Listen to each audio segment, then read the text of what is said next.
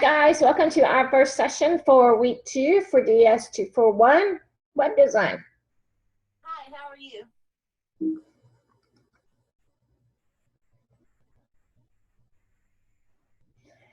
Today we are going to go through the announcements. We're going to take a look at week 2 overview, what we're doing this week, and we're going to start going over some of the web design basics, which will include the positioning and content, that sort of thing. And we're going to also take a look at the week 2 assessment overview, and then we'll have a chance to answer any questions. I'm doing good, Belinda. How are you? Our next lectures will be Monday. Well, actually, that should say Tuesday and Wednesday, because today is Monday. So our next lectures will be Tuesday and Wednesday at 2 p.m. Mountain Time. Don't forget, if you're needing help, the SSC will be open. Christy's schedule is posted in our announcements. I will be in the SSC on Thursday and Friday again this week. On Thursdays from 8 to 11 and on Friday from 4 to 11. This week, you of course have your discussion, you have your assignment, and you have your assessment. In week 2, you will create your wireframe and the mock-up of your website. And you're going to do this based on your creative brief and your sitemap. This week, we'll concentrate on the aesthetics of web design and learn how to put the principles of design to good use in web design. You're going to be mocking it up, gathering all your graphics, all the images, all the artwork, all of your actual artwork that you want to display on your website, all of your designs from previous classes that you feel like should be displayed. You will be gathering all of that this week and creating your mock-ups. Our learning objectives this week are to apply the principles of usability, apply the requirements of accessibility, and you're going to wireframe and create a site mock-up for a personal portfolio website. This is where you're basically going to come up with your actual visual design. Then the discussion this week is over the importance of wireframes. Your assignment, which is the mock-up of your portfolio website, and your assessment is wireframe of your portfolio website. Now, let's talk about the 8 principles of effective web design. Whoops. When you design your website, it's really important it's more important than you might actually realize. If you stop and think about it, it's quite clear to you. How many times when you think about something, you need to go out and buy something? Something like washer and dryer, car, a part for your car, things like that. How many of you get online and Google it first and see what you come up with? Kind of do some research off that internet. Even clothes shopping. We all do it, right? We all use the internet to research our purchases before we make them. Sometimes we purchase offline, but if it's a big purchase, washer, dryer, refrigerator, car, we usually all use it for at least research, right? To see what's out there, see what's available, see what the prices are, that sort of thing. And that's why it is so important that every company, freelancer, has a website. Somebody's going to get on the internet at some point in your area and do a search for graphic designer. Well, you want to make sure you come up when they do that search, right? You want to make sure your website comes up in that list so that they know you're available. Not having one means you're not reaching a very large portion of your target market. Design is not just something that we do as designers. It's marketing. It's, you design your product and the print designs that you do, and you include all the things like visual hierarchy, define proportion, Hicks law, Fitts law, rules of third, the design principles, your white space and clean design, Occam's razor. You guys are actually already including this. Some of you may not realize you're actually using a large portion of that list, but you are. And we are going to learn how to apply that to your website. not just a print design, but coming up with an actual layout for your website that's unique, creative, and gets attention. So let's talk about visual hierarchy. Now you're all familiar with that definitely in the web design, in print design. And visual hierarchy on the internet is a little different than what you find in print design, but it's the same definition basically. Rank the circles in order from importance. Which one of these circles is the most important? The biggest, the blue one. What's next most important? The green one, yes. And then after that, the yellow, and then the orange. Absolutely. Without knowing anything about these circles, you are easily able to rank them. That's visual hierarchy. Now let's take a look at visual hierarchy. And we're all familiar with this little box. Anyone that's shopped on Amazon knows this little box, right? Certain parts of a website are more important than others. We all know that, right? Forms, cost to actions, value proportions, propositions, all of that sort of thing usually stand out on a website, right? Even if it's the small little banner across the top that's telling you that today everything is 30% off. We notice those when we first get on the website, right? Because they're right there. Doesn't mean they're huge or big, but they have used hierarchy to make sure it stands out. Usually it's done with color. So hierarchy does not only come from size necessarily, it comes from color, stroke, the design itself. Not necessarily, hierarchy doesn't necessarily mean it needs to be big, so to speak. So keep that in mind. Looking at this Amazon buy box, what's the most important thing on it? What's the highest thing there? The add to cart button, absolutely. And then the next biggest thing, add to wish list, yes. And then after that,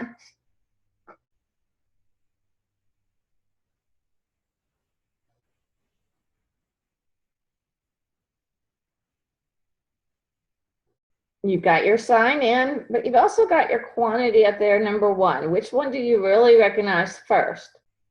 Sign in, we know, is a hyperlink, but do you think it's more important than the quantity? Yeah, I think it's going to be the quantity too, because it's going to be a drop down mark. That's at least where your eyes are going to go next, because that's a drop down box. Sign in is going to be the least important thing on there. Why? Because when you click that add to cart button, what's it automatically going to do? It's going to ask you to sign in, isn't it? If you try to order something off of Amazon without signing in first, you click that, it's either going to automatically sign you in or it's going to ask you to sign in. So sign in is in reality the least important thing in that box. Visual hierarchy. So how do you do it? You start with your business objective. We all wrote that out in your creative brief, so make sure you read over that business objective. And then you're going to rank your elements on your website based on your business objective. If you don't have a specific goal, you can't know what to prioritize. So let's take a look at the visual hierarchy, because the number one biggest mistake that a lot of new web designers make is they tend to make the stuff in the header, their company logo, the navigation, that sort of stuff, the most important thing on the page. But it's not the most important thing on the page. Matter of fact, it's the least important thing on the page. Why is that? Well, because what the company's selling is more important than the company itself. Yep, it's all about being visual. Because the reality is, as consumers, if we see something on that page we're going to buy, we're going to buy it, and we know where to look for the company information. So it doesn't need to be thrown in our faces, right? But whatever they're wanting us to purchase, that needs to be thrown in our faces, and it should look good. So in this instance, on this Williams-Sonoma's website, the number one most important thing is that picture. It's a visual image, right? What did they say about images? They're worth 1,000 words, right? Real simple. You look at that image and say, oh, that looks really good. How do I cook that? Well, technically, what's in that cooking basket, that outdoor grill basket, is not what they're selling. They're selling the basket itself. But you're interested in that basket because, well, that looks really good and you want to make some food that good, right? So then you want to know what that basket is, how they're cooking that. So the second thing on this page is the actual product itself, that information, the steel grill outdoor cookware. And then you get the third most important thing on the website, which is actually smaller than a lot of it, but visual hierarchy wise, it works. Why? Because it's in that little red little box and it's down there tucked in that corner, and it's your shop outdoor cookware. And the fourth thing is just the information about that basket itself. And then you get up towards the header area, your fifth thing, your free shipping, your 7 days left. We're all familiar with that banner. And usually it will tell us if there's a sale, free shipping, and that kind of thing. And then last is the actual header itself. So keep that in mind. Your logo should not overwhelm your home page or any of your pages because it's the least important thing on the page. If the customer is interested in your work and the services that you provide, they're going to automatically go to that header to find out who you are. So it's not important to throw that in their face. It's important that you throw your creativity in their face. It's important to note that hierarchy can be used for both good and evil. Think of all the annoying flash advertisements, pop-up windows, glitter banners, etc. that were extremely popular on the web not too many years ago. Do you guys remember those glitter banners and the pop-ups every time you went to a website? They drove me nuts.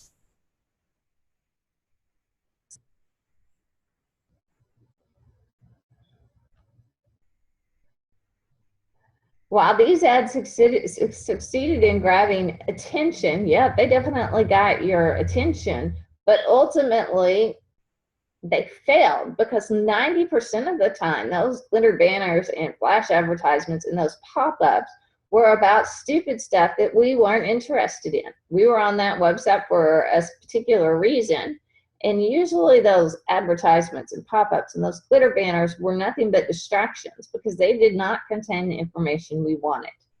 And so ultimately they failed that website owner.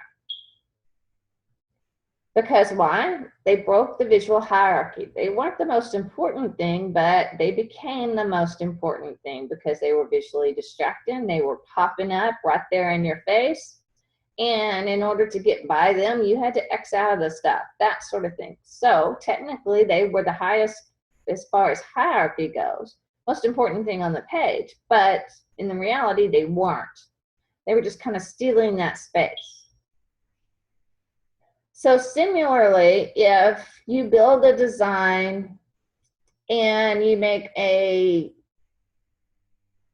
feature like your logo, the most largest thing on the page, but yet the awesome design you're showing on your home page is what really should be getting the attention. Well, that logo is kind of stolen the parade there, so to speak, because that's the first thing that the users are going to look at. And really, the first thing you want them to look at is that awesome design that's on your homepage so that they continue to explore your website, right? So keep that in mind when you're organizing text and images and your logos and things like that. Keep that hierarchy in mind. Don't let something insignificant overpower something that should get all the attention. Good visual hierarchy isn't about wild and crazy graphics or the newest Photoshop filters. It's about organizing information in a way that's usable, accessible, and logical to the everyday site visitor. Does that make sense? Don't let some small, non-significant graphic steal the thunder of what should truly be the most important thing on your page. That's the simplest way to say it. Now let's talk about divine proportion, the golden ratio and Fibonacci sequence. You learned about these in DS 109, but here's a small refresher. Take Twitter, for example. How many of you noticed that the layout of Twitter changed? It's probably been about 8 months to a year now. Did you guys notice when the layout of Twitter changed?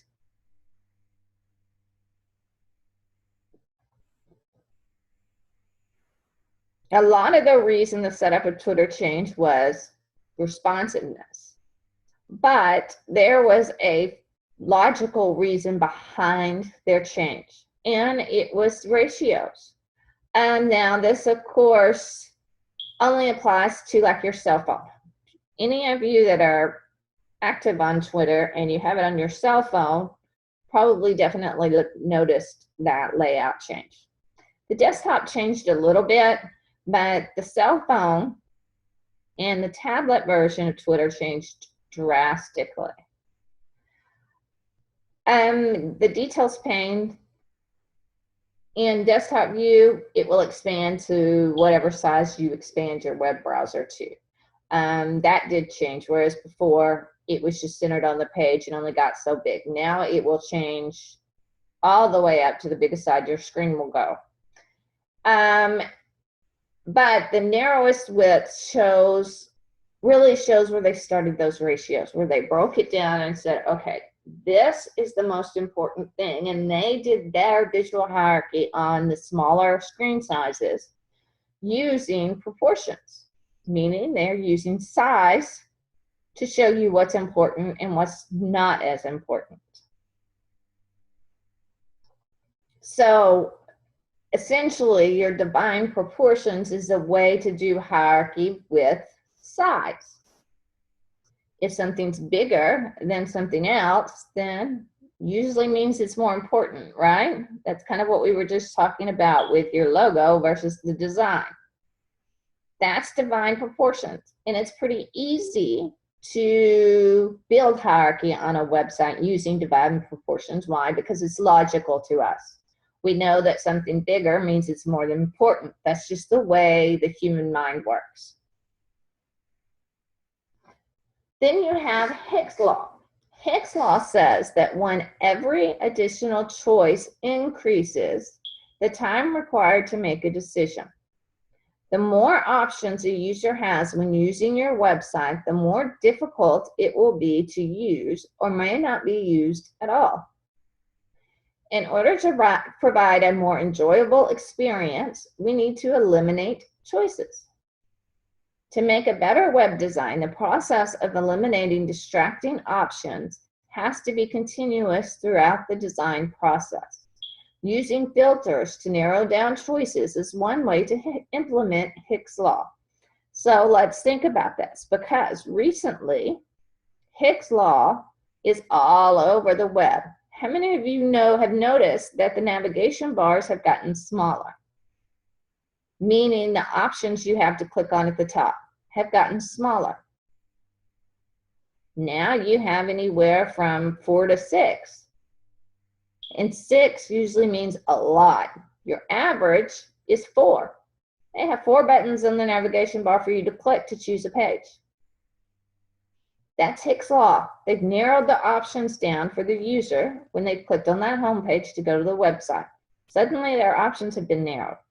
Now, along with that though, you've also noticed that there's more filters on each page to narrow your searches down. Think like clothes shopping is definitely a good example. Now, before, you would have all these choices across the navigation bar. You would have women's clothes, men's clothes, child's clothes, kids' clothes, on and on and on the options went. And then under that, you would have pants, jeans, shirts, socks, blah, blah, blah, blah, blah, blah, blah.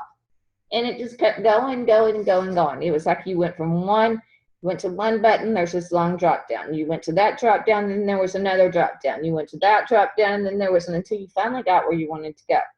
Now you see things like clothes. You may even see it broke down as women's, men's, kids, 3 buttons. And you click on the women's clothes, and then suddenly there's a filter in that sidebar that's asking you what you're looking for: shirts, pants, size, color, and you fill in all that information and hit search, and then it pulls up exactly what you want. That's how the filters are coming into play with the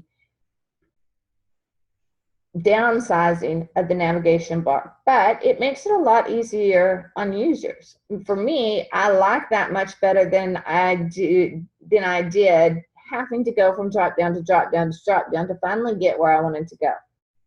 I like being able just to fill out that filter and hit search.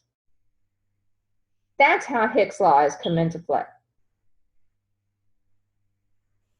Speaking of Hick's Law, how did this website successfully use Hick's Law? Notice the buttons. How many do they have up there? 1, 2, 3, 4, 5, 6 buttons. And then on the side, they have that nice little filter. This is okay from the home page. You don't have to go to 90 Plus Wines or even this just in the new stuff that's on their navigation bar. You don't have to do any of that. You can fill out this little search filter here, and we'll bring up the exact wine you want. And it can get very extensive. You can get very accurate here. Tell me the country you want your wine from. Tell me the type of wine you want. There are all kinds of stuff in that filter where you can narrow that search down so you find exactly what you're looking for and don't have to thumb through a million different bottles of wine that you're actually not interested in. So, what are some other ways that you can think of to successfully use Hick's Law?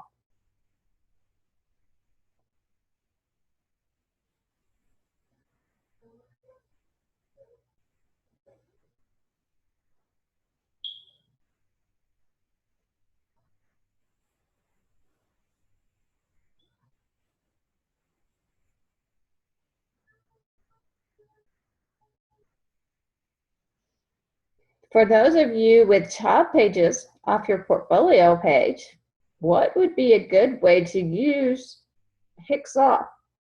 Do you really want to do a drop down off your portfolio page that says roll over your portfolio button, and then you get print design, Illustrator, photo manipulation, animation, and so forth?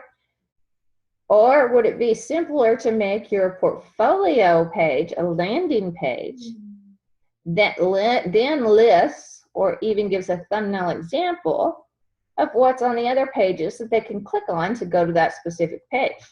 Which one do you think would be more effective?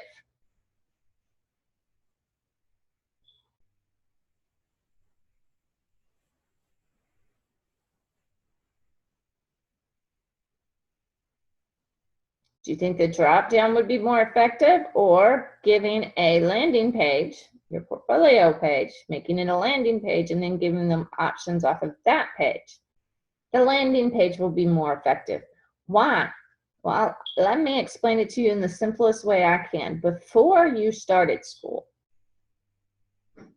before you became familiar with the terms, would you have known what illustration was, or InDesign, or photo manipulation? Would you have known what those technical terms actually meant? You wouldn't have. So therefore you wouldn't have known exactly what choice to make. And the web is supposed to be convenient, right? That's the #1 rule of the web. We expect it to be convenient, right? So having a bunch of terms you don't know what are makes a website inconvenient, doesn't it? Because do we want to click all those buttons to figure out what we're supposed to be?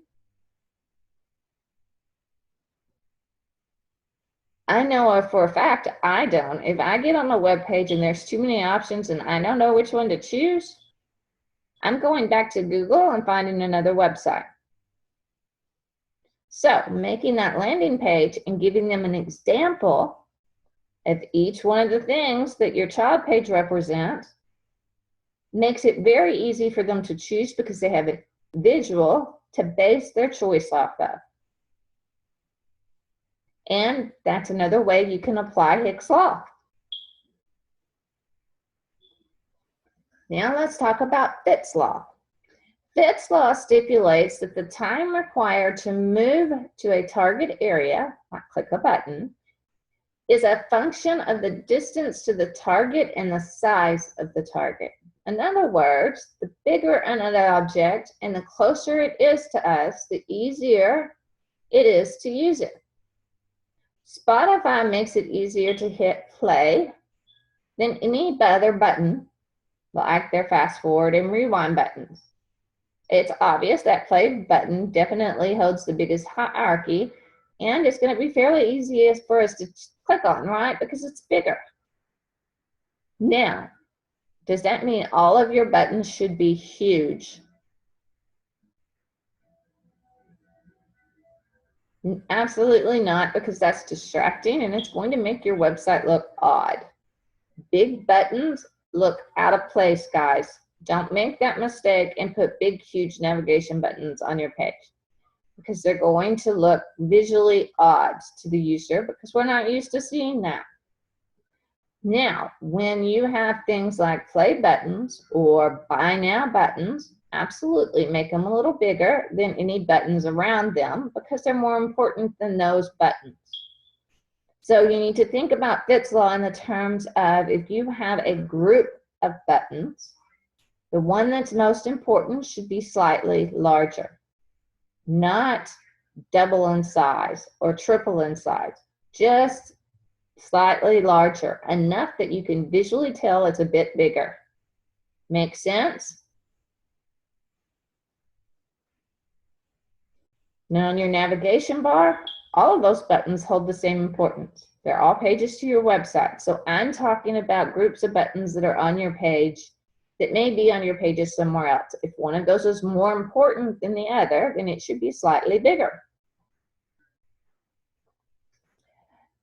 This definitely doesn't mean that bigger is always better. A button that takes up half the screen is not a good idea. Fitts Law is a binary logarithm. This means that the predicted result of the usability of an object runs along a curve, not a straight line. A tiny button will become much easier to click when given a 20% size increase, while a very large object will not share the same benefits and usability when given the same 20% boost. So, in other words, guys, it's too small is bad, too big is bad. You kind of had to find that average size. And you can do that because you look at the size of those buttons every single day on every single website you're on.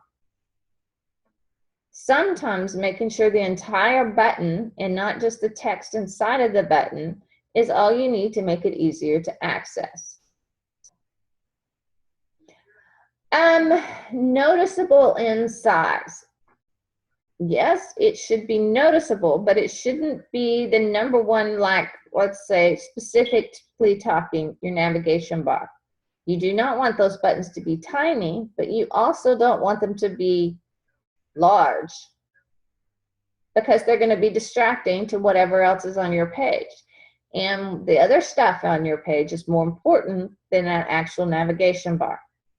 But let's say that you, for some reason, had a group of buttons on your web page. Not talking about your navigation bar, but another set of buttons on your web page.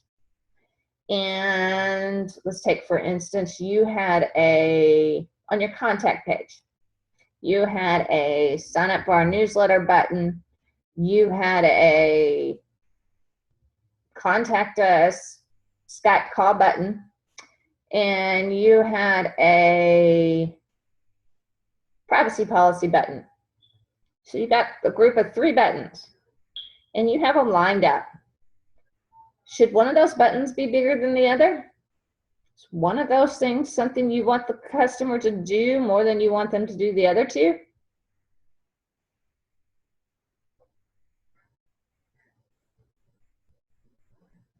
Yes, you might choose that contact us is more important, or you may choose the newsletter is more important. Depends on the type of company you're running, on which one of those would be more important. So if the contact us was your most important thing out of those 3 buttons, what could you do to make sure it stands out and that it's obvious that's the most important button? There's a few things you could do there, right? You can make it larger. You could change the color. There you go, the color and size. Make the text bold. Those kind of things are what would change the hierarchy.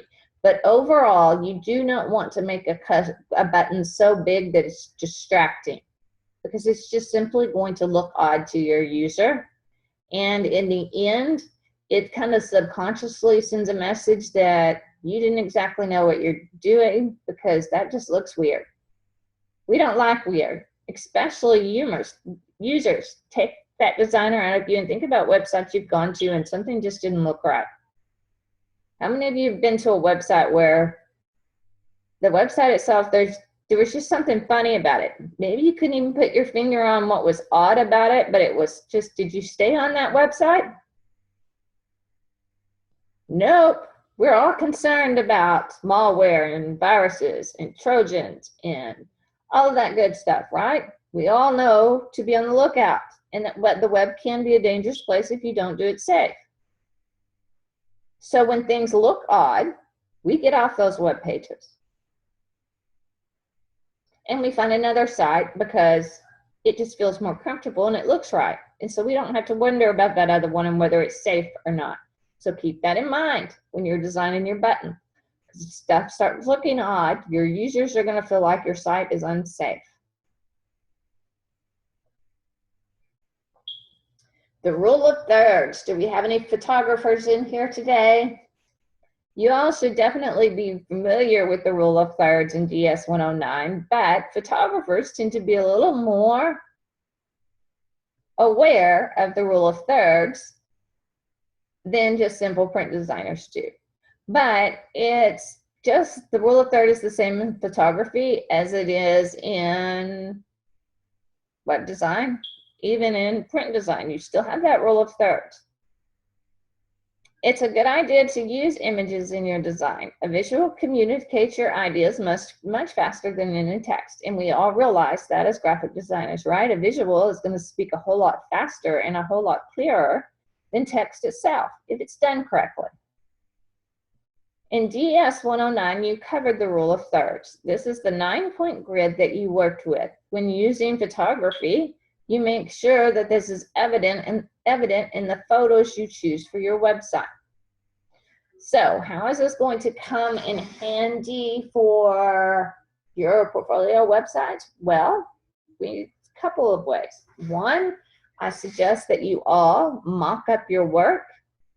Do not show just your flat designs. Find a free mock-up. They're out there. You can find a free mock-up for everything. Mock up your designs. Why? Because they're going to look 100 times better mocked up than they do as just a simple flat design.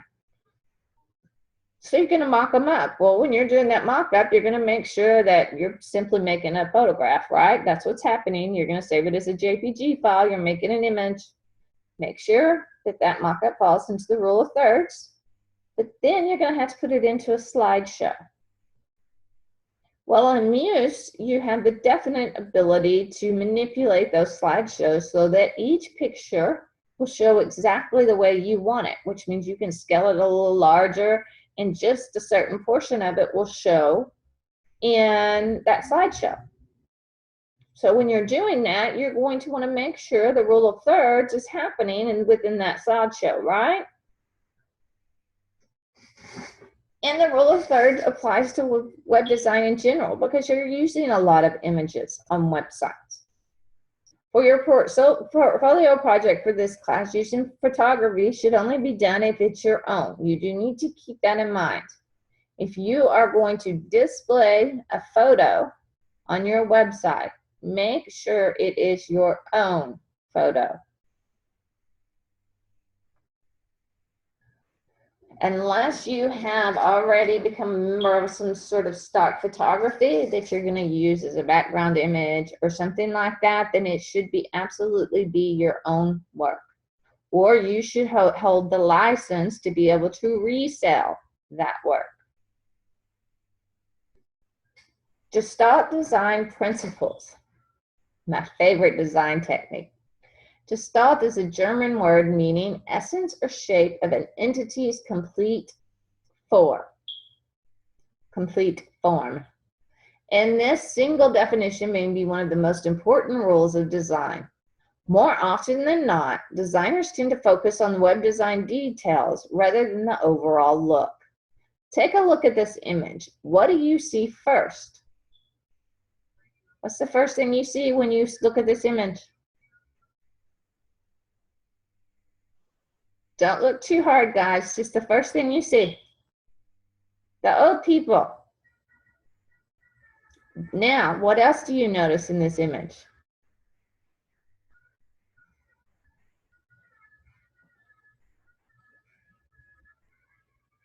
Now you have to start taking the music players. The girl in the doorway. Do you guys see that?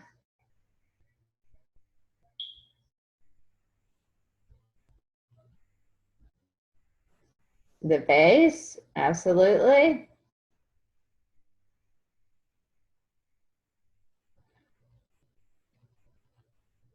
And if you look at her earring over there, that's not actually an earring. It's a glass bottle.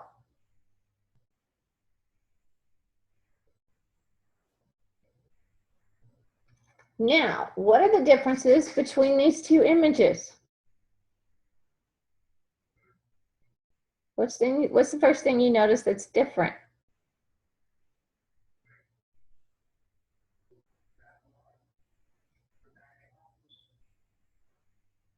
The birds. Yep, they're facing two different directions, aren't they? What else do you notice that's different?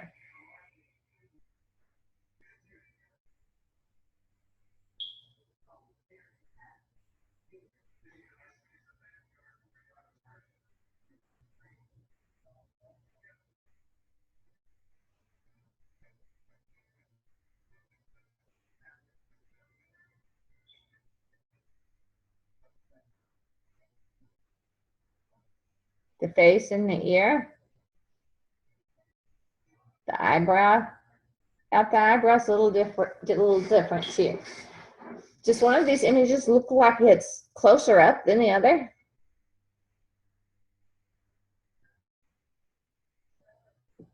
Technically, the perspective has changed just a little bit in these images, which makes one of them look just slightly closer than the other.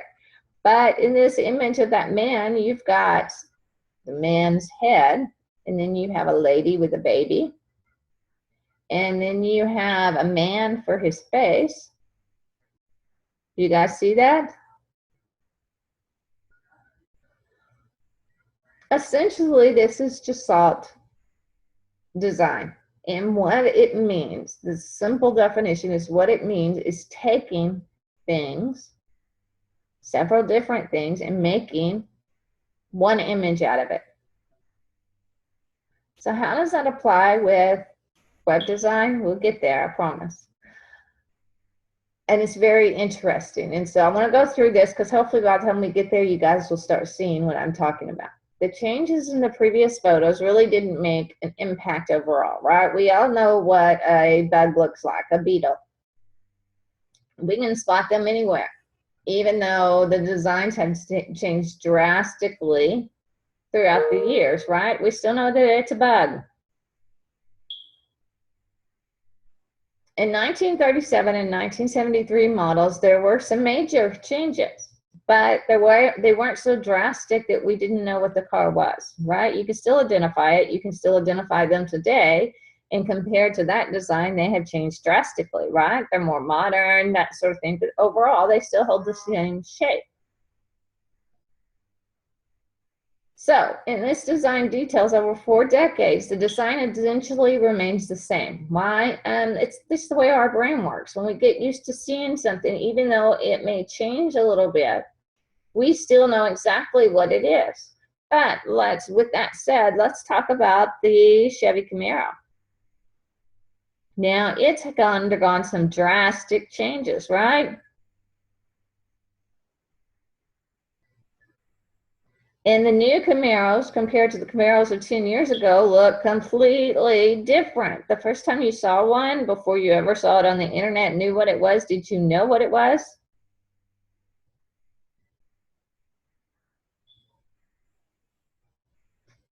Or did you have that feeling of, I've seen that car somewhere before? I know what that is, I just can't think of the name of it.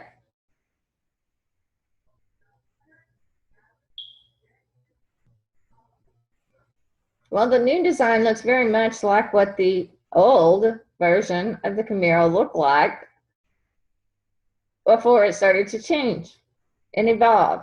It kind of went back to the beginning. Did the same thing with the Challenger and the PT Cruiser. Yeah, it's drastically different, but even though we couldn't pull the name of that car up specifically, we knew we'd seen that car somewhere. We knew what it was. And that was simply because in reality, our brain slowly replaced that car with the newer version. And when they suddenly went back to the old version, it was like, whoa, okay, I recognize that, but I can't place it. No, I don't have an image of the Camaro up.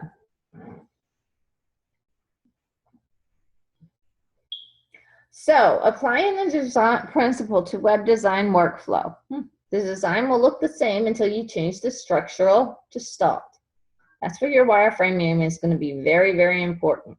You'll be surprised at how many designers make this mistake and wonder why the client still hates a design or feels nothing has been changed or added, even though they work tirelessly on improving the individual elements.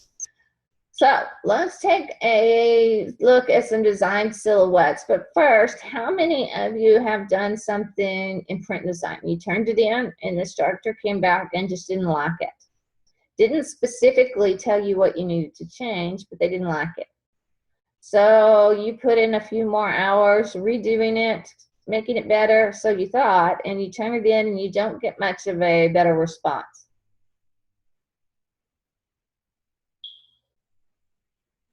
Any of you had that problem so far?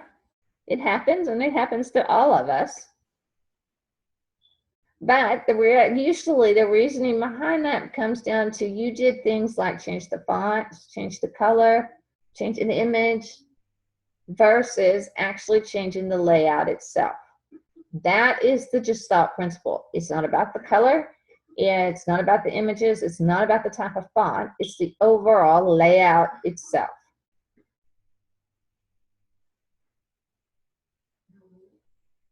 So just changing the color, just changing the images, or just changing the font may not really overall affect the design itself. Why? Because you kept the exact same layout. And we all have it happen. Even as professional designers, we accidentally fall into that easily gone down road. We all fall there occasionally, and the customer will come back and say, no, I really don't like this, but can't give you a reason for why not liking it. They just don't like it. So you take it, you change the color, you change the fonts, and you say, okay, this looks better, and the customer's still like, I don't really see any changes here. Well, it comes back to the fact you didn't change the actual layout. You just changed the curtains, basically, is the way to look at it. You didn't change the design of the room, you just simply changed the curtains that were hanging over the window. And that doesn't always work. So let's take a look at these websites. Now you see the live website, what it looks like after it was designed on the left. And you see the wireframe on the right. So let's talk about these for a second. Let's take this very top one up here. What does this remind you of?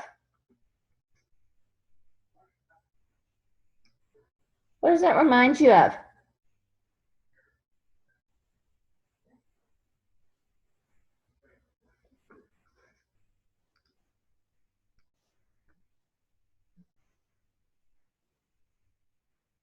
Blinds. Yeah, that could remind me of blinds too. So now let me add another piece of information here. And then tell me what it looks like. This website is a photography website.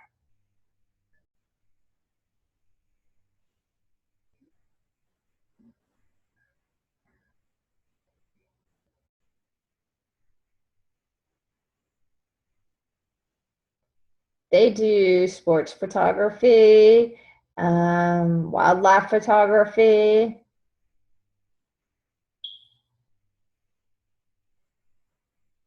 Does that wireframe look like a lens?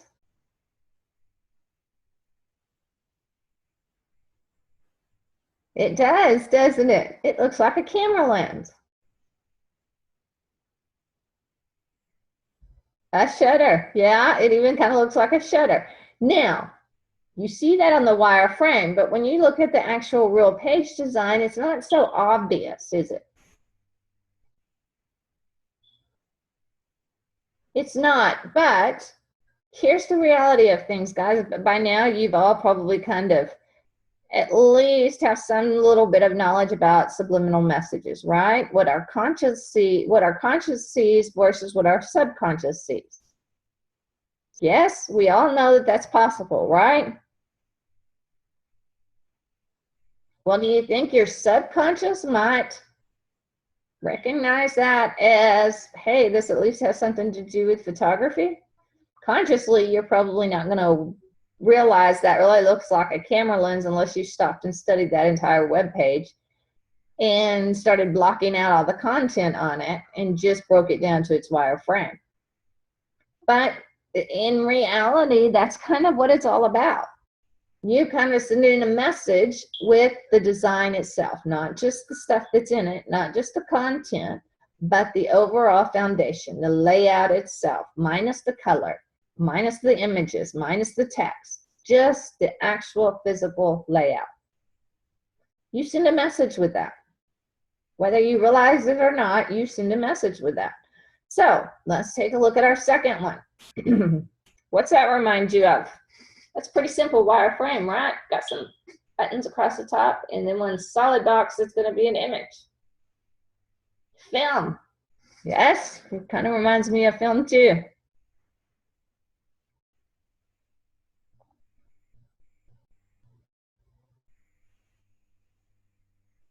Remind anybody else of anything else?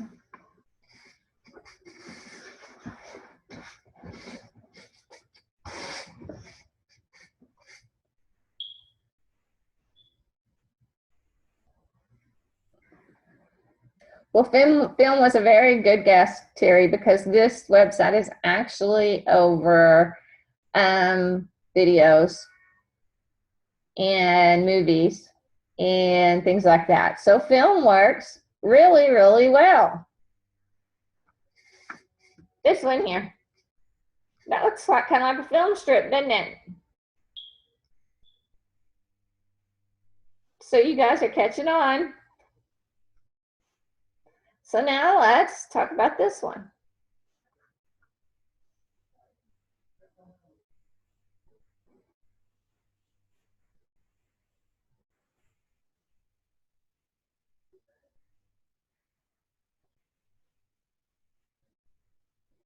And I will tell you with this one that it's not always so much about what it looks like. Making your website resemble something that has to do with your work or the company is a great idea, but the structure itself should also give out some sort of feeling. The overall layout should make the user feel a certain way. So this is a blog website. Now, as far as blog goes, we all know that usually means we're learning something personal, right? Usually the writer's personal feelings about different things, right? Kind of like we are getting a look inside their minds, inside their house, however you want to look at it. Now this design kind of resembles a garage door, doesn't it? But it's very enclosed. You have a top and you have sides. Overall, it's giving a trusting kind of feel, right? It's all enclosed. That makes us feel safe, right? We'd rather be inside than in the wilderness, right?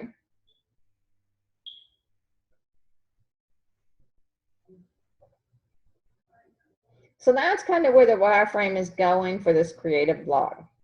It's enclosed, and overall it's kind of giving you a look inside that writer's mind, inviting you in. The door looks like it's up. This nice little bar here makes it look like the garage door is up. It's not closed. They're inviting you in so you can see what the writer's thinking and feeling. So keep that in mind when you're doing your web designs this week. That actual wireframe is very important. And this week you will start with the assessment and not the assignment, because the assessment is the wireframe. And you should do your wireframe before you ever start picking colors and images and things like that. Do that wireframe up. Because A, you're going to have to find stuff that will fit inside those image boxes and things like that. Or you're going to know you need to go do some photoshopping, because you need to change the ratio of that image. You need to make it wider versus taller, that sort of thing. And so you know what you have to do to actually develop the visuals for the website itself. So start with your assessment this week and build that wireframe.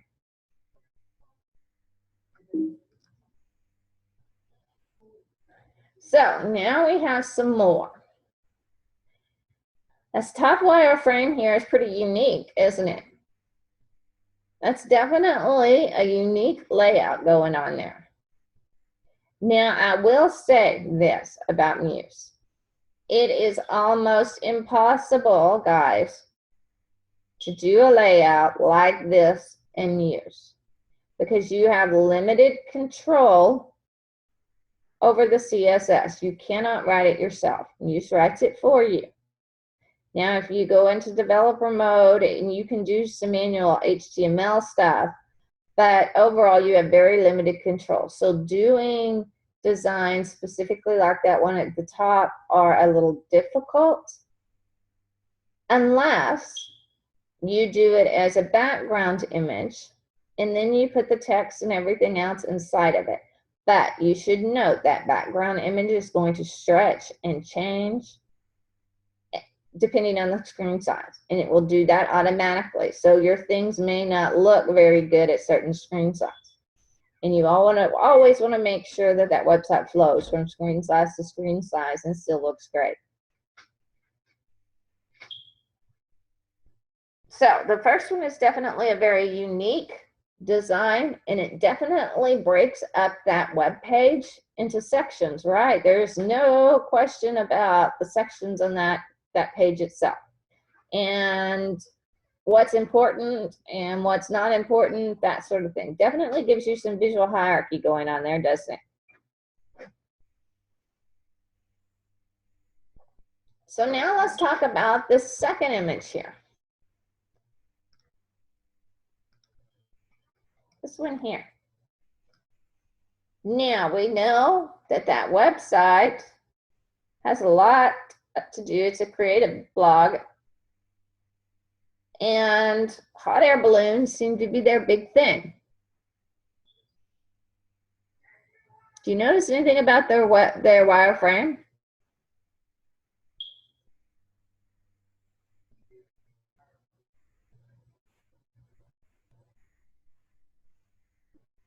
You've got nice curves going on here, don't you? You've got them at the top. You've got them across the flow of the buttons, kind of the shape of the balloon. And then specifically, each one of these buttons is broken apart in its own little shape. Does it remind you of the little shape of each one of the little colored stripes on the row of a hot air balloon? Yeah, like the cart.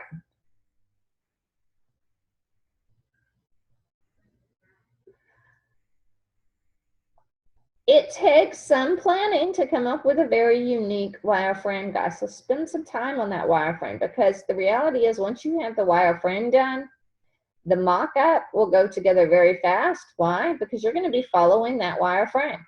You're going to know exactly where to put stuff because you already have it marked out on your wireframe. So it makes it a lot easier. So now let's talk about our last one here. That's a very simple wireframe, isn't it? Can't get any simpler. It's a square. And doesn't look like much of anything on the wireframe itself, right? So you know for sure that designer was thinking ahead. They knew what they needed to do. They knew that they wanted the center of the screen to be absolutely important and it needed to stand out, right?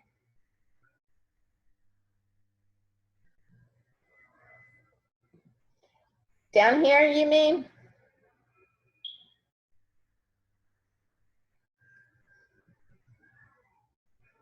Where all the text and stuff is? Yes. On a wireframe, you don't necessarily have to show text area. And if you do, generally you fill that in with a solid color or something like that, or just leave it as white space. You want to show anywhere your images are going to be. Now, what I will say they missed out on this wireframe are these images here. I would have probably done this a little different. They got the solid color going on. They got the blue background. They probably should have added another few boxes for these smaller images, but they were unimportant, so they left them off.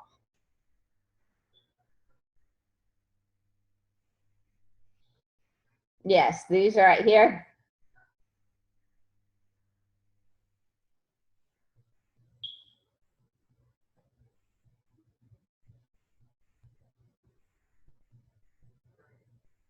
Undeniably on your wireframe, you need to show areas of color, buttons, images, that sort of thing. Now, they left their banner space where they have their balloons and stuff empty, which was fine because they showed their top navigation bar. And there was going to be something in between it. It's kind of obvious. There's white space. There's going to be something there. And then they showed their important buttons down at the bottom. And they showed just the solid color and didn't include these two small images that are supposed to be there, which is fine. They were least important. They felt like they could leave them off the wireframe. Maybe they knew there was going to be two images there, but didn't have a specific place because it was going to depend on the text. Your overframe should be, your wireframe should show the foundation, guys, the overall layout. Doesn't mean it has to be completely specific to where every single picture is going to be. It needs to show the foundation. Does that make sense? And like the last one, the foundation for this website was nothing more than a box in the center. It was the most important thing. They were going to have a background image. The logo was going to be on that background, so they didn't even show it. And they simply drew a box in the middle, which was going to contain the navigation bar and the text they had on the page. This is another blog type website, is what this is. So keep that in mind when you're building your wireframes. I do definitely suggest that if you're going to have a background color, you do this in a very light shade of gray, just to show that there's a background image up there. And if you're where you're gonna put your logo, I would suggest you mark it with a shape. It'll just make it easier on you guys when you're doing your mock-up, because this is going to be, for most of you, I think it's probably the first time you've ever done a wireframe. And so it will make it easier and more convenient for you if you show where that logo is going to be and you specifically show where the navigation is going to be. It will just be easier for you guys, since it's the first time you're actually doing a wireframe, to quickly do your mock-up if you have everything already laid out. Make sense?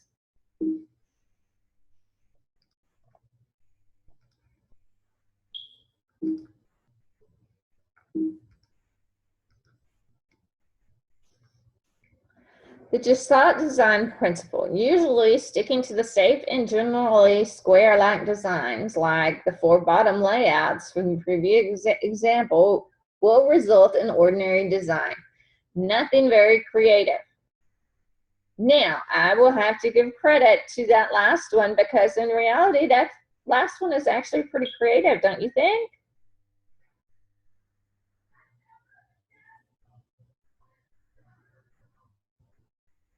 Creative as far as a wireframe goes? No, there's nothing special about that wireframe. There's nothing that stands out that says, oh, this is going to be a real cool design. But when they got to the design end of the process, they did a very good job about making that unique. So don't automatically discount something because it looks boring as the wireframe. You are going to have enough visual to be able to see. When you do a boring wireframe, guys, make sure that you already have that visual in your head and you know that when you're done, it's going to look awesome. Otherwise, your website's going to look just as boring as your wireframe. You're going to have some creative idea to go with that boring wireframe in order to make it stand out. Because the reality is that last one, yep, it's a boring wireframe, no doubt about it, it's just a square. But that web page isn't so boring. That's a pretty great background, which makes the page itself stand out and look different, makes it unique.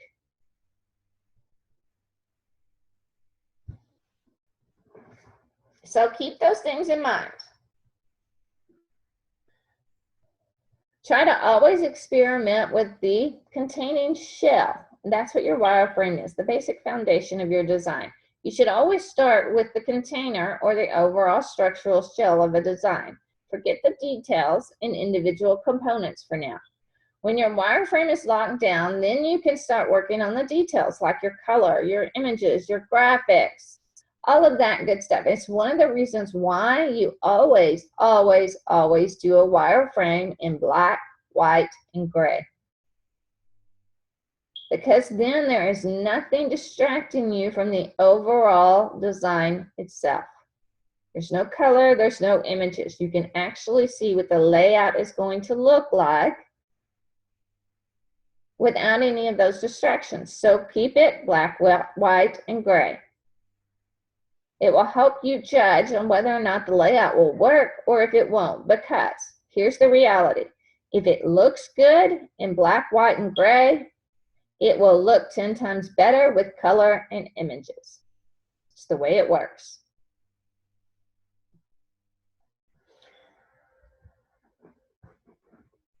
So basically, you want to start from the inside out, which means from the structure to the curtains you're hanging over those windows, which is your graphics and your colors and your fonts and all that good stuff. I've seen designers working on the header and navigation first, then start laying out the components.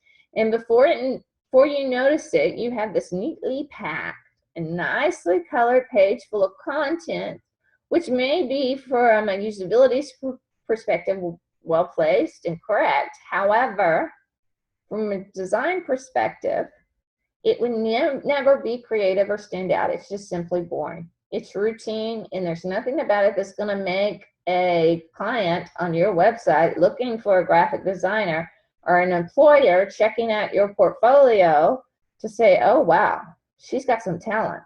He's got some talent. That's what we want, right? We want those employers and customers saying, oh, wow, they're talented. Guess what? That first impression is going to come the minute they click on your website. That's the first impression. There it is. Make sure it's not boring. Make sure it looks good. And there's lots of things that you can do to a quote unquote boring standard design that makes it stand out. We just saw that, right? So keep those things in mind. I'm not saying you need to sit down and come up with the most creative design you've ever done before, because we've just demonstrated with that last website that sometimes boring can stand out, right? So just make sure overall, when it's done, it's not boring, but it makes you stand out. It makes that employer, that customer go, oh, wow, this is cool. That looks good.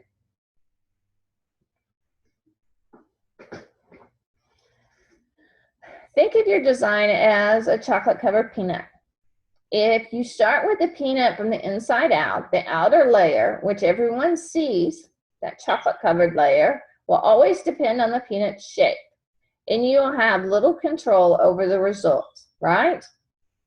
This is why you start with a wireframe and not just start with throwing your graphics and your color on a page. Because then it ends up looking like the color and the graphics and the font on your page versus actually looking the way you want it to. Now, some of you going, wait a minute, because when you do the wireframe, then you have to put all your graphics and your color and your stuff on the page, so what's the difference? Well, the difference is when you have a wireframe,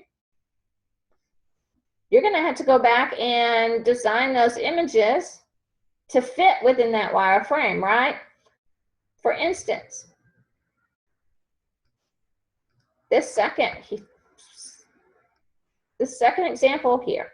Now, these images with these little icons in each one will probably in this shape at first, don't you imagine?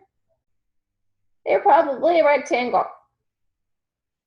Well, now, if you just put 4 rectangles, if you straighten this out, added your little lines here,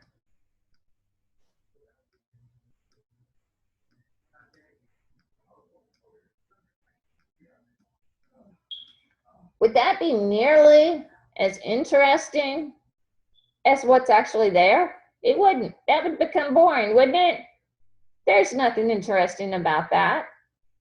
But they were able to make this wireframe first, so then they just simply went back in Photoshop and said, okay, I need to cut the top of this image off here, and the next one needs to go here, until they got them in an interesting shape, which made the website itself an interesting layout. That's why you start with a wireframe, because then you know what you need to do to your graphics in order to make them fit on the page the way you want them to, so that you have a creative design and not one that's just thrown together.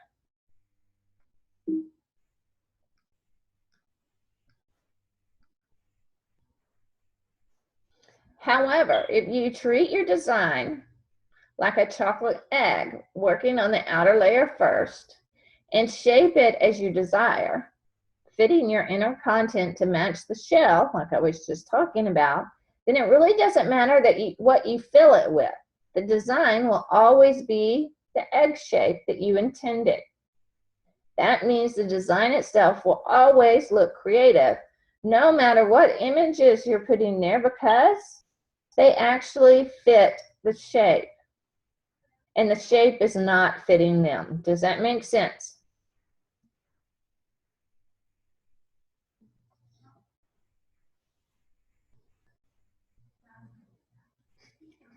White space and clean design. Now, how many of you have noticed over the past 2 years, websites have become cleaner and cleaner, and the white space has gotten larger and larger? We talked a little bit about this last week. You don't see very many websites that have a solid color background anymore, do you? Most of them are white. I would probably say 90% of all websites have a white background. That has a lot to do with responsiveness.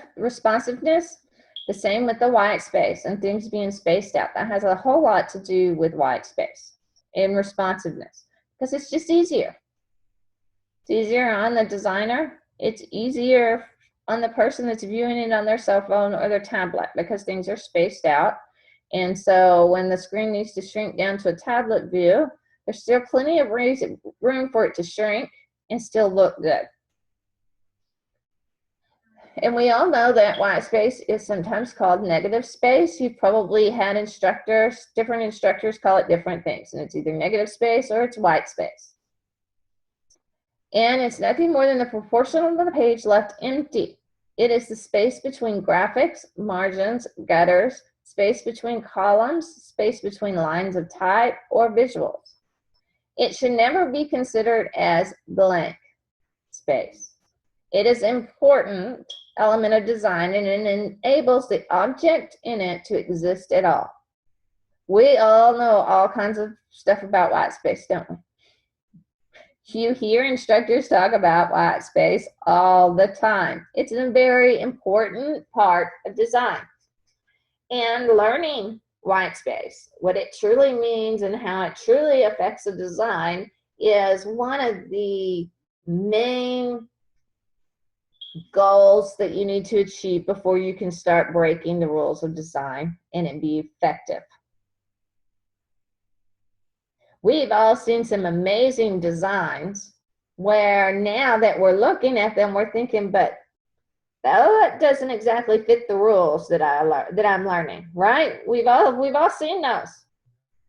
And as students, you guys are really starting to pick those out, and when you notice them, you're thinking, wow, that doesn't fit the rules that I'm learning, but that looks so cool. I want to be able to design that way. Well, the biggest goal you need to learn in order to be able to break those rules effectively and make a design that is totally awesome, that is outside the rules, is white space. You have to live it, breathe it, know it, basically, guys. You have to know it inside and out, and then you can start breaking the rules and it work and not look like something you wouldn't want somebody else to see. Then it starts looking like a professional design, even though you broke the rules. White space is all about the use of hierarchy. The hierarchy of information, be it type, color, or images. A page without white space, crammed full of text or graphic, runs the risk of appearing busy, cluttered, and is typically difficult to read. We've all seen those designs too. Enough white space makes a website look clean, and that is the web design trend going on right now, is clean web design. While clean design is crucial to communicating a clear message, it does not mean less content. To make a clean design, you have to know how to communicate clearly by using white space wisely. Take, for instance, this website, made.com. This is a screenshot. Does it use white space well? If so, what makes its use of white space done so well?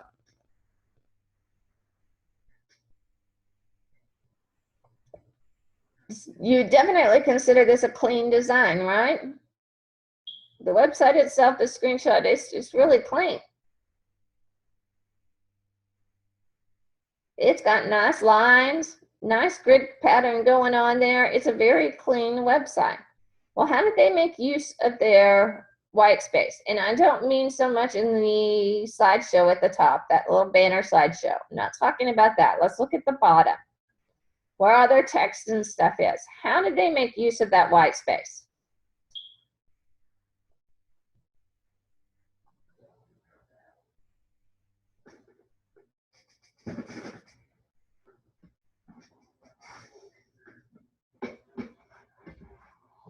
Definitely alignment. They used it to section off important information, didn't they? They used it to section off why made and well made. And you decide, in bestsellers, they used white space to build a section, right? We know that, looking at that, we know all of that is a different text box, right? We all know that each one of those holds different information. They've essentially used white space to build sections and to build some hierarchy. Because look at the white space underneath each one of those small text boxes. You have that white space, and then you have a line.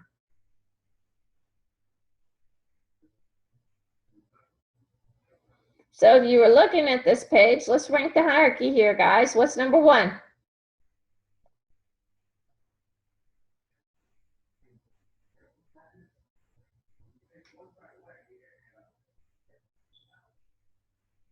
The brand? You're talking about the image at the top, the banner, the board button? Yeah, absolutely. What's number two?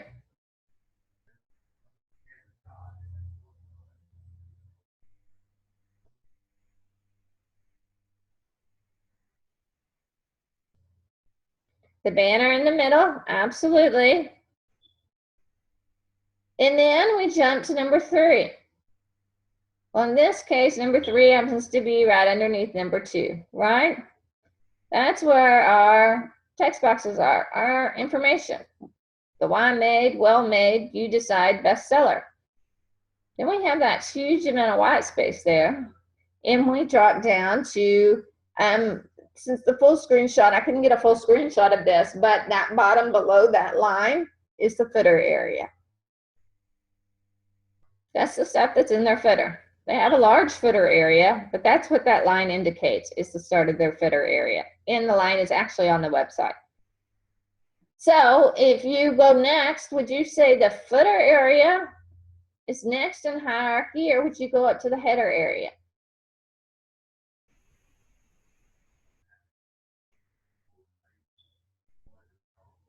The footer, absolutely right, Belinda. The footer would be next on the hierarchy.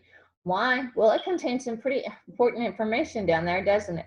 It has the about us, the how can we help, what's in store, and the newsletter. Some pretty important information that most users may be looking for.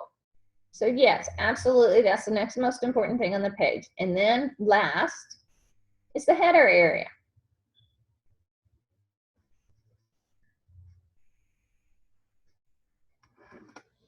Okay, let's talk a little bit about Occam's razor. Occam's razor is a principle urging one to select among competing hypotheses that makes the fewest assumptions and offers the simplest explanation of the effect.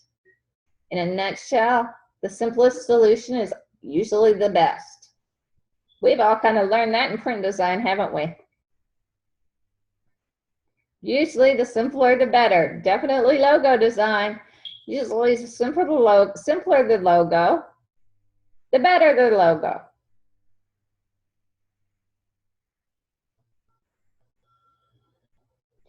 So let's see how Occam's razor affects web design. Well, now before they applied Occam's razor, you had this before page. Right here. This page is pretty full of stuff, isn't it? You got this nice big banner and navigation, which takes up at least the first 500 pixels of the screen. And then you've got a whole bunch of text. And then you've got a whole nother information graphics type, possibly filter right there. Then you've got some more text.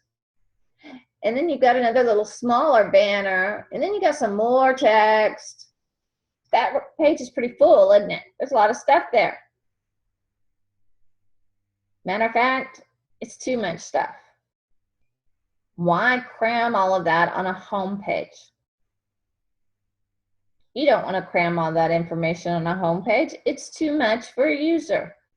They're not likely to stay on your page if they're having to do a lot of scrolling down to find stuff. Your home page should be what gets them to look at your website and to stay on it, to click on a button on your navigation bar. If you overwhelm a user from the initial click, they're not going to stay on your site. It's not going to happen. So after applying that Occam's razor, where you get rid of information that doesn't need to be seen on the home page, you end up with a website that looks like this. Now, this little box that you can't really see right here contains this little bit of information right here. The rest of all of this has been taken off. This is gone. This is gone. And you end up with a page that looks like this. It's the home page. Which one do you think looks better?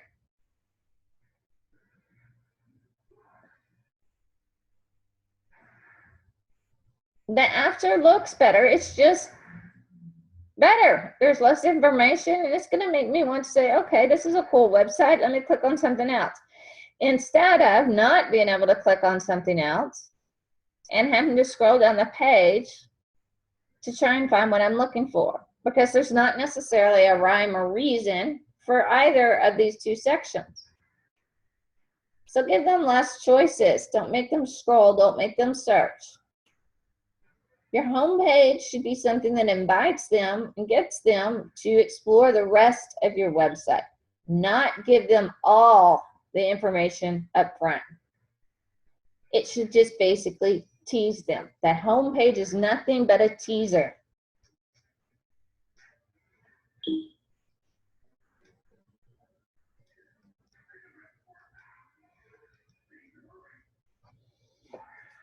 This probably pertains mostly to your homepage. Like I was just saying, it's a teaser. It's something that gets them to continue to explore your website. It gets them to think, oh, wow, this person's talented. Let's check out their work.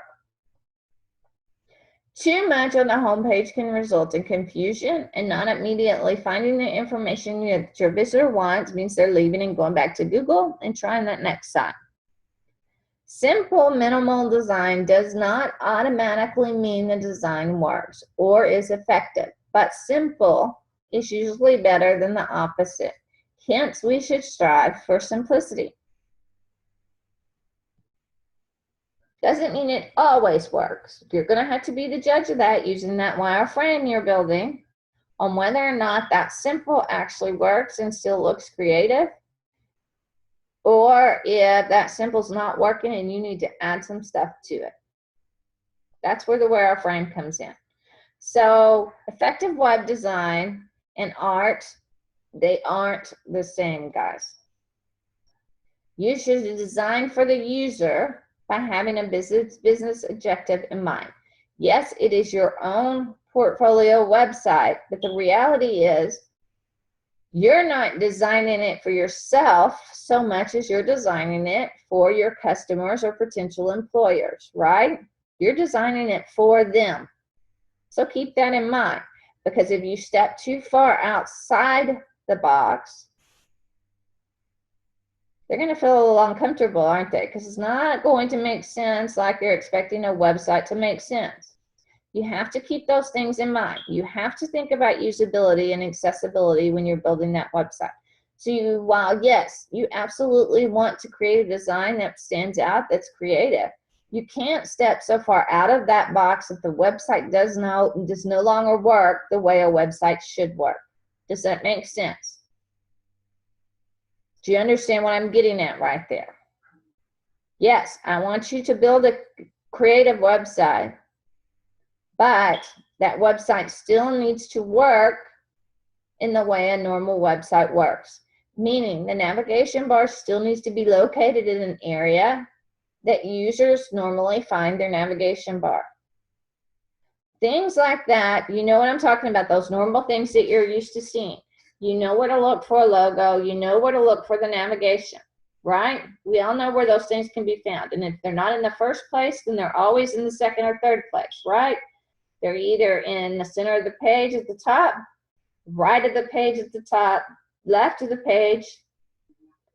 At the very least, there's a sidebar on the left-hand side, and there's our navigation, right? We know those places are where you find the navigation bar. When we're on a website and the navigation bar is not in one of those places, how many of you actually spend time on the page to look for the navigation? Or do you go up to the top and hit your back button and go to another site?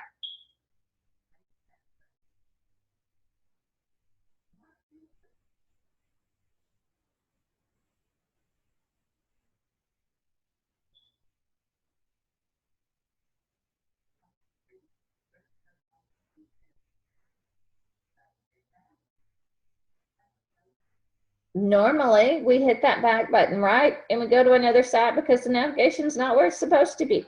So yes, you need to build a creative website, a creative design. Just don't step so far outside the box that suddenly things are not where they normally are, like your navigation and your logo and your footer, things like that. So keep that in mind while you're building your design. Yes, it needs to be creative, but in the end, the employer or user has to know how to use your website. Because while employers are going to be a little more lenient on creative designs because, well, the likelihood is that they're graphic designers too, or at least have enough knowledge about graphic design that they're truly expecting this to be a creative website. But with that in mind, most printing companies and graphic design firms and advertising agencies want all their graphic designers to have some sort of HTML knowledge. And showing an employer a website that's not accessible or usable, or they don't feel is usable, does not look good, reflect good upon you. But your customers, however, for those of you wanting to be able to freelance, if your customer gets on your website and doesn't know how to use it, they're not going to understand the creativity there, guys. They're simply getting off your website and finding somebody else. It's simply the way it works. You have about 5 seconds from the person for the time somebody clicks on your webpage in a Google search or types in your web address that they've gotten off a flyer or a business card or heard through someone else, and they get you your homepage. You've got about 5 seconds to keep them, or they're finding another page. That's not very long. So requiring them to search for something is out of the question. They're not going to spend the time to search for something. And they're not going to spend the time to figure out how your website works. So make sure it's usable, make sure it's accessible. Also make sure it's a little creative. We've seen some really simple wireframes there that were really simple, but they were very creative. So keep that in mind when you're building your own website. Now, we've seen some wireframes that were extremely creative. Their websites were still usable, but we've seen some simpler versions that were very effective. So keep that in mind when you're building your wireframe.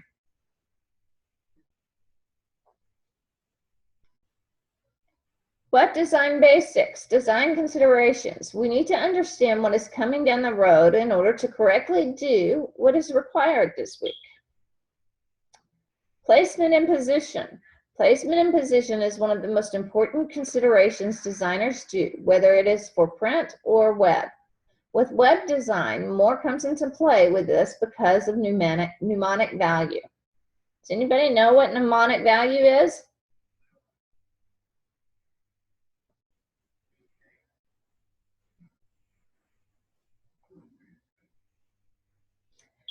Mnemonic is a noun, a device such as a pattern of letters, ideas, or associations that assists in remembering something. Or as an adjective, aiding or designed to aid in memory.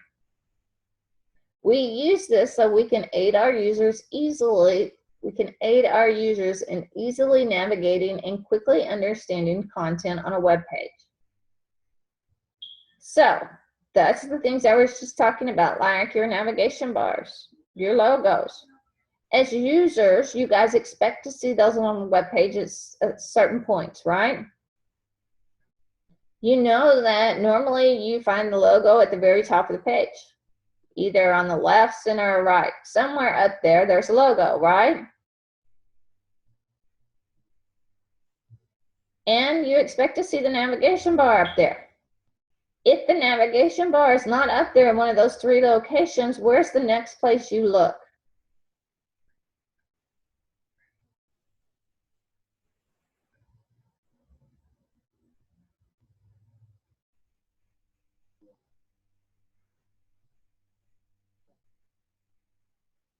You usually look in that left sidebar, right? That's usually the next place you would expect the navigation bar to be. If it's not across the top horizontally, then you look to the left for a sidebar. Now, if you don't find a sidebar in either of those locations, are you going to stay on that page and look for it? Or is your subconscious screaming, something's wrong here, this is not a normal website, you need to get off of it?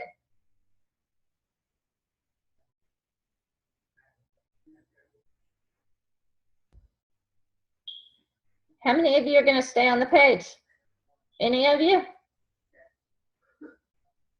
Nope, we're not staying on that page. We're getting the heck off there because that doesn't look normal. Something's wrong. Keep that in mind when you're building your websites. Users, Just like you, just like me, we are all used to seeing certain things. And as designers, sometimes it's hard to remember that. So in the end, once you've done that wireframe, you need to step back, walk away, take a break, come back, and check it for usability and accessibility. Are things where they're supposed to be, or have I accidentally put the navigation at the bottom of the page because this design looks really cool? Well, it may look really cool, but nobody's going to stay on it long enough to see the rest of the website because your navigation bar is missing and they can't see it on their screen. And that's a big no-no because they're not staying, because something's wrong with your website because it's different. So then let's talk about elements. When you're starting a new design, no matter what your design methodology is, you start with a blank page. There is nothing on the web page. So the first thing you do is put something on the page. Do you think about the placement of those elements, or you just throw them onto the page willy-nilly? Good designers don't allow the position and placement of the designs to occur randomly. Yep, it's very simple to throw a lot of stuff on the page and then start moving it around like a jigsaw puzzle and try to get it to fit together in a cool design. How often does that actually work? How many of you have actually tried that?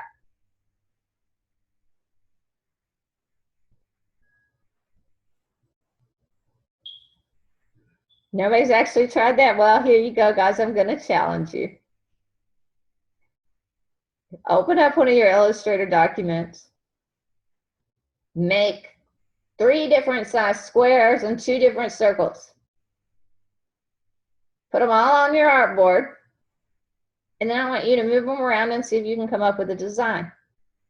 I don't mean putting them there one at a time. I mean putting them all there, throwing them on the page, and moving them around. Not out, but they can't leave your artboard. They have to stay on the artboard.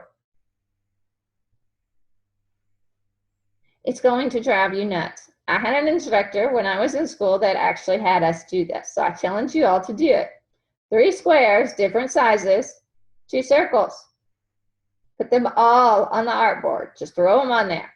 And then try to make a design out of them without ever moving one of them off your artboard. It's a lot of work. It's a lot of stress.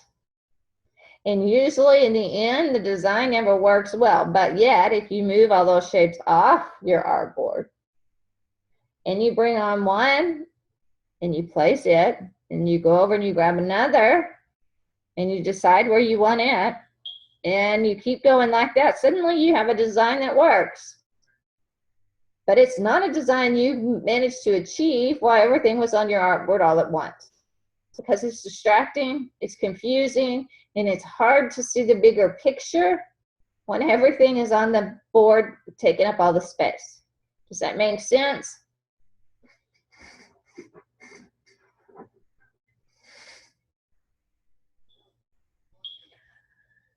So the elements that you guys are going to be placing, the most common elements on a web page are your logo and your branding. Your logo and your branding kind of go hand in hand, right? We all know how important branding is in print design. Yes, that's kind of been stamped into all of you by now, right? Branding is the #1 most important thing you can do in print design. Every company needs to be branded, and that brand should carry over to every single thing they do. That includes the website. It must be branded. So if you've already started to develop a brand for yourself, you need to make sure you carry over that branding. The headlines, the navigation, your images, your textual content, your administrative stuff, like your privacy policy, your contact forms. You're going to be placing all of those type of elements. So you need to make sure your wireframe takes into account the different types of things you're going to be using throughout your website. Knowing what an element is helps determine where it should be placed on a page. For example, You typically wouldn't put a web page headline on the very bottom of a page. Navigation is usually found at the left or the top, and administrative is most commonly found at the bottom. Things like your copyright, your privacy policy links, things like that don't necessarily mean a whole lot to the website itself, but they're elements that you actually need on the website. In the following slides, you will explore when you can and when you shouldn't change common placement for these elements. But one major rule always applies. Be consistent throughout the site with your navigation. Do not move it around from page to page, from page to page, and it be in a different spot in every single page. Placement of your logo on your site should support your branding on the website, but not overwhelm it. What are the most common placements you have seen on the site for your logo? We just talked about that. Usually at the top, right? Occasionally, you see this different from the home page to the other pages, right? Because the home pages, on some website, the home page is acting more like a landing page. Now, with that said, the web is getting away from using home page as a simple landing page. I hate going to pages, clicking on it, get it on the home page, and there's a huge logo in the center of the page and a button that says click here to enter. That page does not feel very inviting. It's like walking up to a neighbor's door and knocking on it and waiting for them to answer. Well, you don't want users to feel like they have to knock, do you? You want them to come right in, right? So using the home page as a landing page is not always the best idea. Now, if you use your portfolio page as a landing page, that's different. Why? Because you're using the Hicks law there. It's not simply a landing page. It is a page that is breaking down their options and giving them visual information to make a choice. It's not just a landing page that's going to show your logo in the center of it and say, click here to enter. You're not asking them to knock on the door. You're just making it easier for them to make a decision. That's the difference. Now, to be different, should you break the rules of the common positioning to be creative? What about consistency throughout your site? Can the homepage handle your logo branding totally different than your other subpages? Yes, it can. However, if your homepage has a different layout than your interior pages, meaning the rest of your pages should look identical to each other. Do not change the overall layout where your navigation is located, where your logo is, from page to page. If it's different from the home page, that's fine, but all the other pages should match.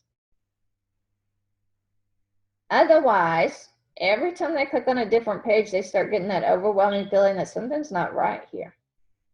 Am I still on that person's website? Have I gone somewhere else? Because this looks different. This isn't the same. And suddenly your website has become unsafe, and so they're not staying on it. But yes, you can break some of those rules from the home page to your other pages. Your homepage should definitely be interesting. It should be creative. It should get attention and get them involved. Again, not too far outside the box where they can't find anything and it's not usable. But it can have a different layout than the rest of your pages. But the rest of your pages should match one another. And the only exception to that is you have your top level pages. All of those pages should match each other, except for your home page. If your home page is different, let's just put that to the side. The rest of your top level pages should match one another. Then, if one of those top level pages has a child page, that child page can be slightly different than the parent page. But all the child pages throughout the website should have the exact same layout. Does that make sense?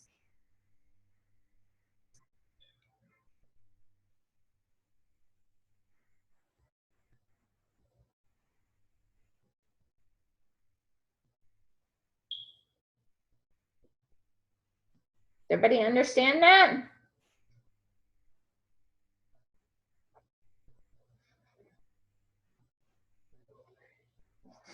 Many studies have been done just on the subject of your navigation. In Western cultures, people read from top to bottom and left to right. It then only makes sense to place your navigation at the top or left of your page.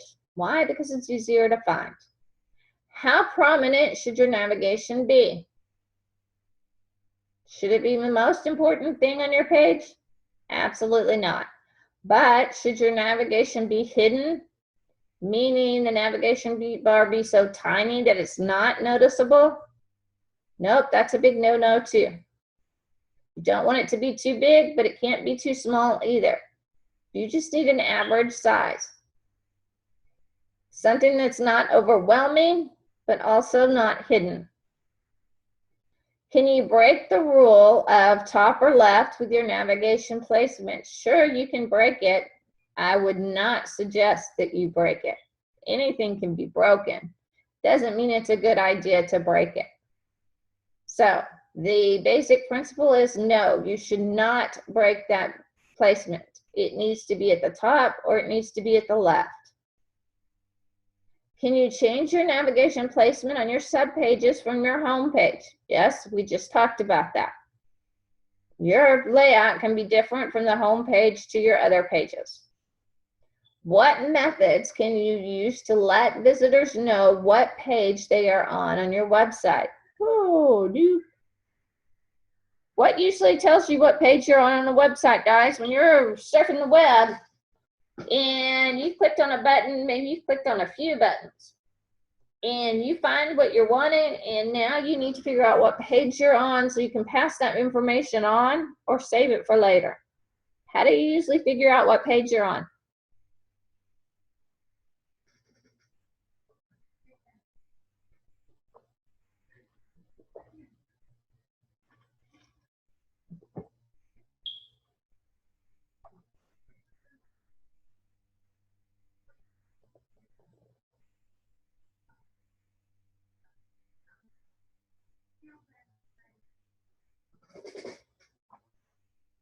Is it usually because one of the buttons at the top is a different color and it indicates what page you're on?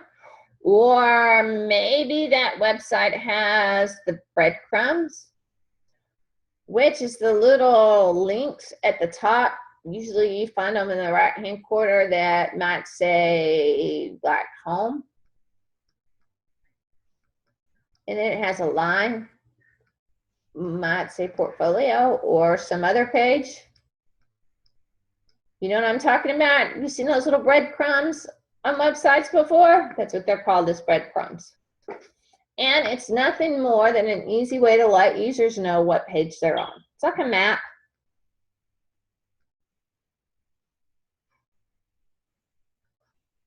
So you let visitors know what page they're on by setting the active link to a separate color so that it looks different from the rest of the buttons at the top, or you place breadcrumbs on each page.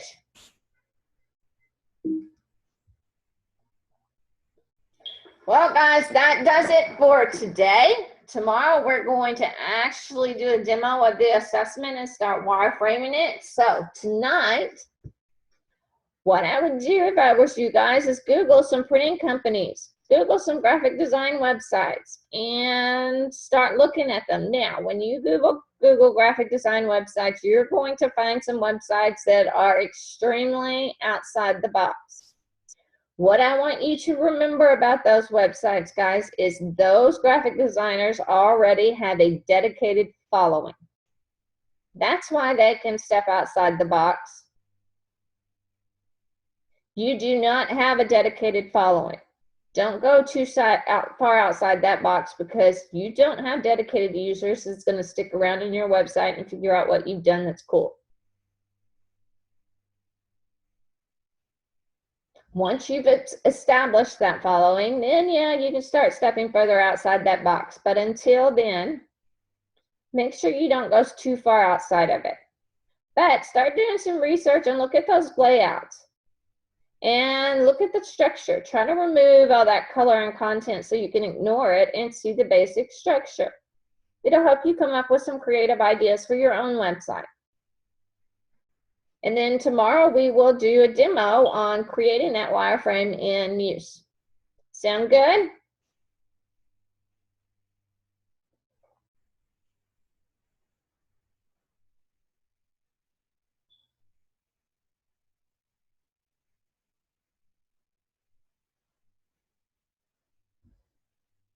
Anyone have any questions?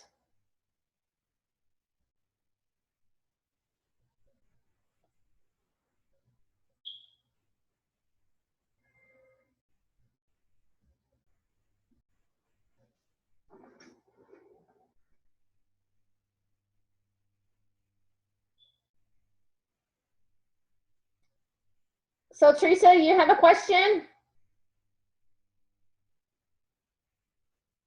All right, guys. Well, if you don't have any questions, then I will see you tomorrow at 2 p.m. Mountain Time. I was in the process of typing out what my question or request was. Now I've sat through the entire class from beginning to end, and I am so confused. I cannot tell you how confused I am. Okay, well, yeah, hang on just a second. We will address that. I'm gonna go ahead and end the meeting, and then we'll talk about it, okay? Okay. Okay, guys. Well, I will see you guys tomorrow.